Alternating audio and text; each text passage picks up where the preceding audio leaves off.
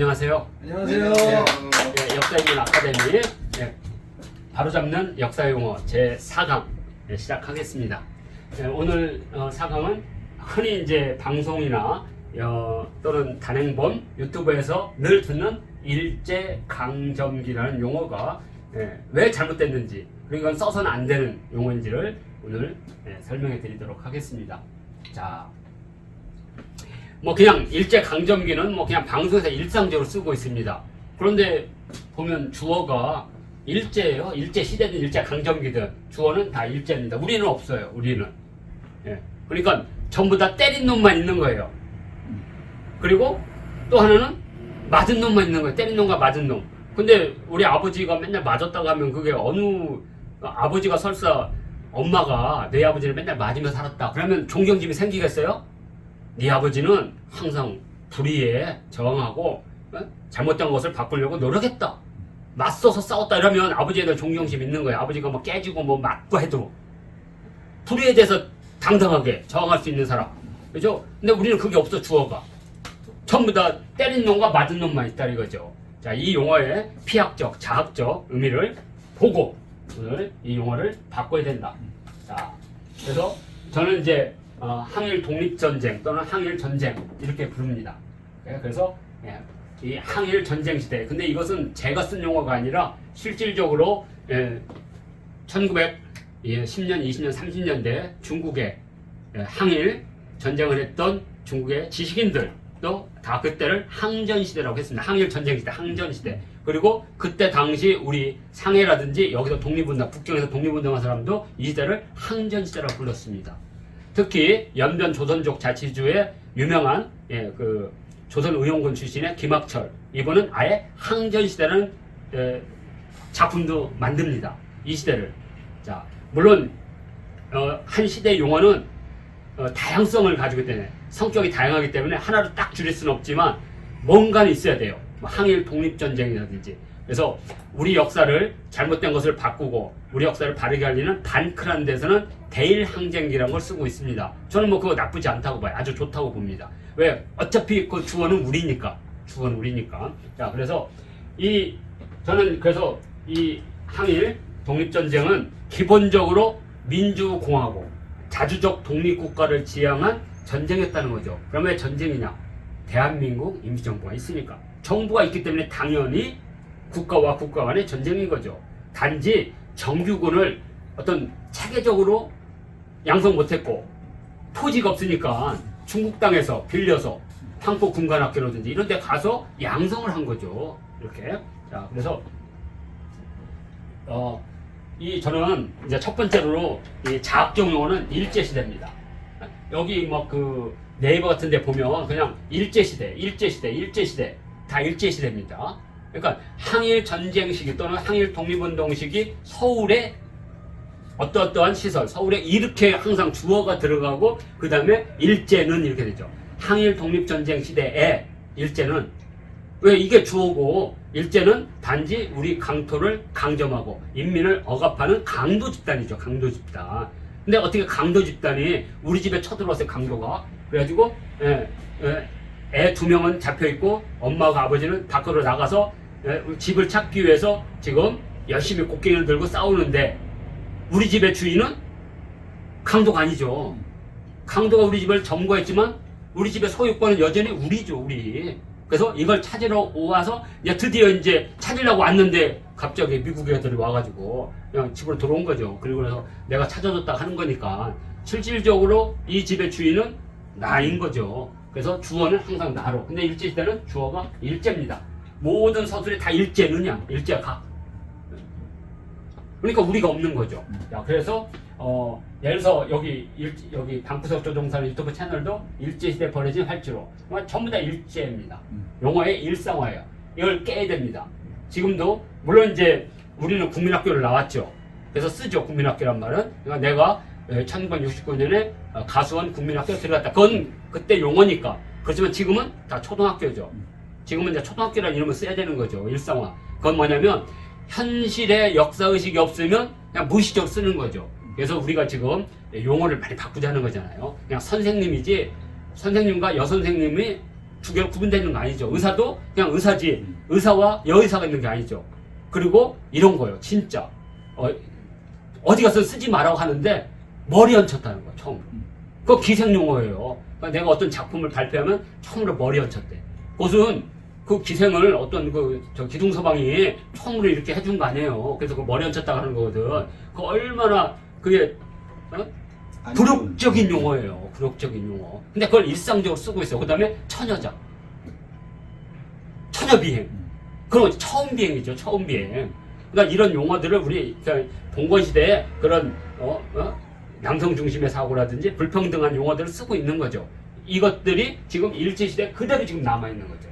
그래서 이것도 그러니까 노력을 해야 된다는 거죠. 이 유튜브를 들으신 분도 항일 전쟁 시대에 조선 총독부는 이렇게 나오는 거죠.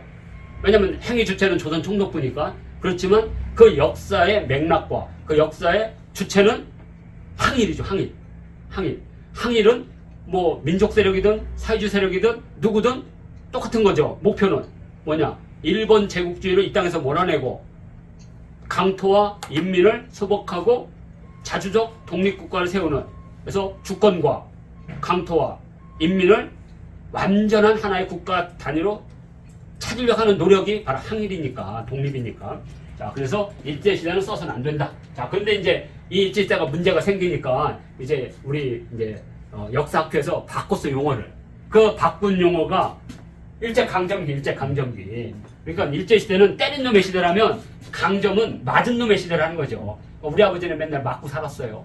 우리 집에 아버지는 맨날 맞고 들어왔지만 월급은 꼬박꼬박 받았어요. 예? 이런 거에 강도한테 월급 받아가지고 우리 먹여 살렸다. 이게 말이 안 되는 거야, 말이. 예? 그래서 이분 설민석과 최철성 이분이 역사의식이 떨어졌다는 게 아니라 이분들이 한국사 능력 검증을 하면 여기에 일제 강점기가 이미 우리 국사 교과서의 표준이에요. 한국사 교과서에. 그러니까 이 사람들도 어쩔 수 없이 쓸 수밖에 없는 거예요. 이게 안타깝죠. 일제 강점기. 예? 자, 그래서 우리나라를 대표하는 두 분의 역사 강사도 어쩔 수 없이 일제 강점기 쓰고 있다. 그래서 이것은 피약이다. 예? 스스로 나는 노예의 관계 일제시대고 저는 맞으며 살았어요가 피약이에요. 그러면 뭐냐? 주체적으로 바꾸야 돼요. 주체적으로. 자, 그러면 주체적으로 어떻게 바꾸냐 이거죠. 그런 예들이 있으니까 저는 중국의 예를 하나 들겠습니다. 중국은 아주 얘들은 이제 얘들이 아니에요. 이 나라는 홍콩, 중국, 대만, 마카오 이런 세력들이 화교들이 모여가지고 역사용으로 통일을 해요.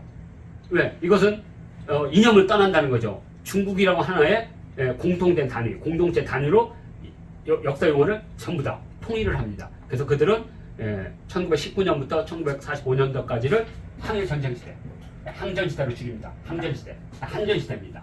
중국 항전시기. 그러니까 어떤 역사의식이 정확하게 주체적으로 서술한다는 거죠. 근데 우리는 안 한다는 거죠. 근데 재밌는 건요, 북한도 일제시대, 일제강점기. 왜 그러냐? 그게 전부 다 그때 당시 1900년대 공부했던 사람이 북으로 가고 사회주의 역사관을 가진 사람이나 민족 세력이나 그때 그 영향을 받아가지고 그걸 못 벗어나는 거예요. 남북이 똑같이. 그러니까 남과 북이 다 그걸 깨야 됩니다. 근데 못 깨고 있어요. 자, 그러면 어떻게 되냐? 중국의 경우고 대안이 있습니다. 자, 뭐냐? 대동 단결 선언은 1917년도에 나온 건데 이때 이 사람들은 이제 신민회를 통해서 우리가 가야 될 것은 신민이라는 거지. 이제 구민이 아니라 새로운 백성. 자주적이고 주체적이고 민족 공화정을 지향하는 새로운 백성. 그 신민의 사람들이 이제 1910년에 다 망명을 합니다. 일본 제국주의가 막 억압을 하니까 망명을 하면서 이들은 어떻게 하면 정부를 수립할까 하는데 그 논리적인 것, 그걸 조수왕 선생이 기초를 한 거예요. 그게 뭐냐? 왕권 시대에서 민권 시대를 이양했다는 거죠. 근데 왕권이 민권한테 주는 게 아니라는 거죠. 왜? 이 역사의 주인은 왕이 아닌 거죠. 왕권 시대는 왕이었지만 이미 순종이 왕권을 포기했다는 거죠. 8월 29일 날 포기. 그러면 그 왕권은 자동 소멸이라는 거예요. 그리고 그 왕권은 왜?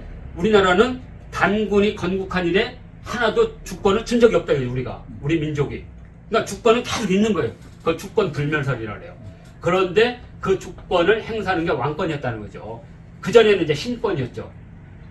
종교적 제사장 신권. 근데 그냥 왕권으로 바뀐 거죠. 군주권으로. 근데 1910년 8월 29일 날 순종이 자동적으로 군주권을 포기했다는 거죠. 지 마음대로 일본한테 줬다는 거죠. 그럼 그건 무효라는 거예요. 그 순간 소멸. 그러면 그 날짜 이후에 뭐가 생기냐? 민권이 자동으로 주권을 계승했다는 거죠. 이게 바로 민권론입니다. 무지 중요한 논문이죠. 그래서 그 민권을 기초로 해서 나라를 세워야 된다는 거죠. 나라가 아니라 정부를. 이게 바로 민족공화국의 설립 근거가 되는 거죠. 대동단결 선언입니다. 제 책에 이렇게 써있죠. 1917년에 조선 백성이 국권을 자동으로 받았다는 거. 그래서 주권 불멸의 왕권을 민권으로 이양했다. 그러니까 이제 당연히 이제 왕이 정부를 운영하는 게 아니라 이제 민이. 그럼 누가 민을 대표하냐 이거죠. 그때는 한 명 한 명이 다 민을 대표한다고 하는 거예요. 그래서 1인 민권이 전체 민권과 형량이 같다. 저울질이 같다. 이게 무지 유명한 말이에요. 그러니까 한 명의 주권자가 전체 국가 주권과 같다. 항상. 그러니까 한 명 한 명이 주권자라는 거죠. 네? 얼마 전에 보훈부 장관이가 그걸 부정했잖아요. 네? 1인 주권을. 주권 행사하면 안 된다. 무정부가 된다. 그것은 기본적으로 주권에 대한 이해를 못해서 그런 거죠. 주권은 우리 단군 할아버지가 나라를 세우는 순간부터 이 땅에 사는 우리 조선의 후예들은 전부 주권을 가졌다. 근데 요즘 나오는 아라문의 검에서 그 아사타냐라는 그러니까 샤먼이 그런 말 해요. 노예든 백성이든 왕이든 모두 아사의 후예다.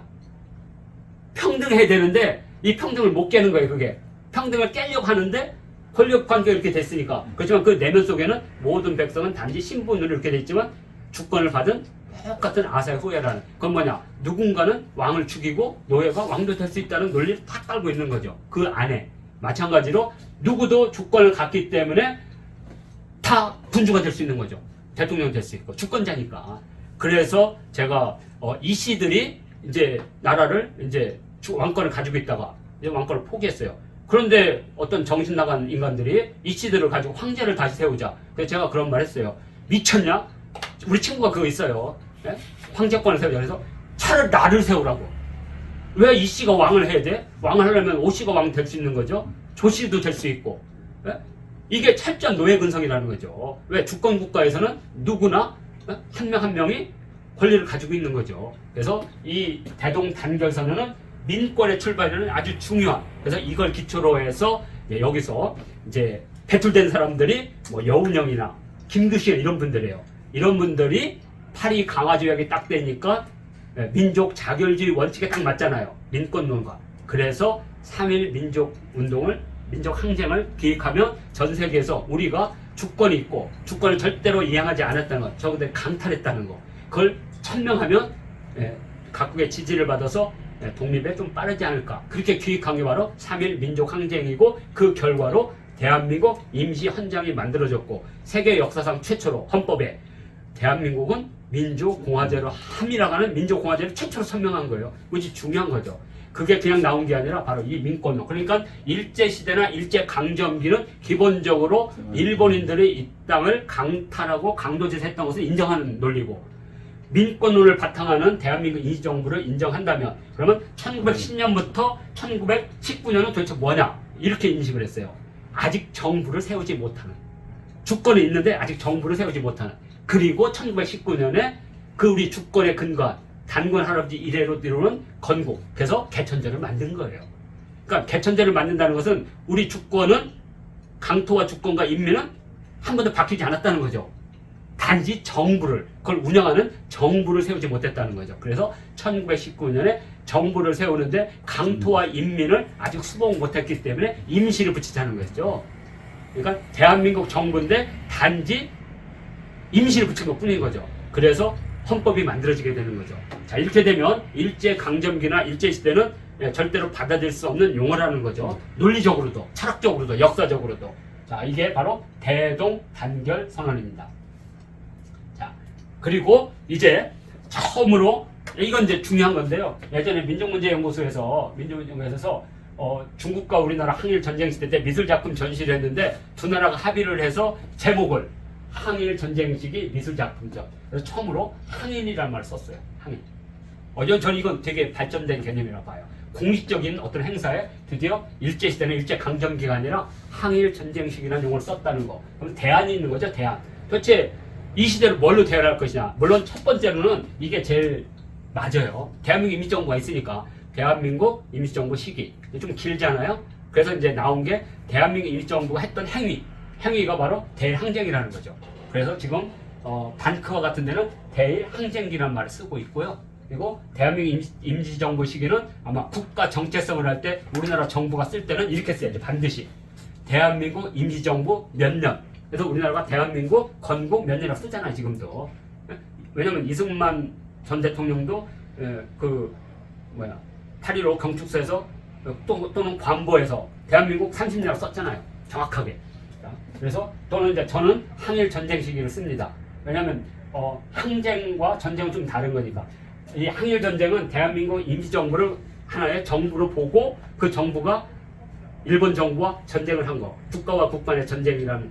그래서 요 용어에는 대한민국 임시정부를 인정하는 거고, 대항쟁기는 대한민국 임시정부 외에 만주 지역이나 이 지역에서 다양한 형태의 독립군 정부들이 있었잖아요.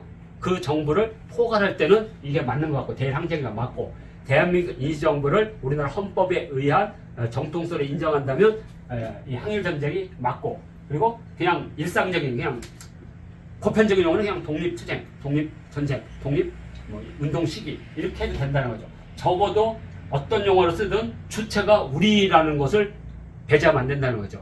우리라는 걸 쓰고 그 다음에 이제 부가적 설명으로 서울 지역에서 일제가 감행했던 여러 가지 행위 이런 것들은 부가적인 설명으로 충분하다는 거죠. 이렇게 됐을 때 주체적인 근대사의 서술이 되지 않을까. 그래서 대안으로서는 주체적인 정명이 필요하다. 자, 이렇게 해서 오늘 바로잡는 역사용어 제4강을 마치도록 하겠습니다.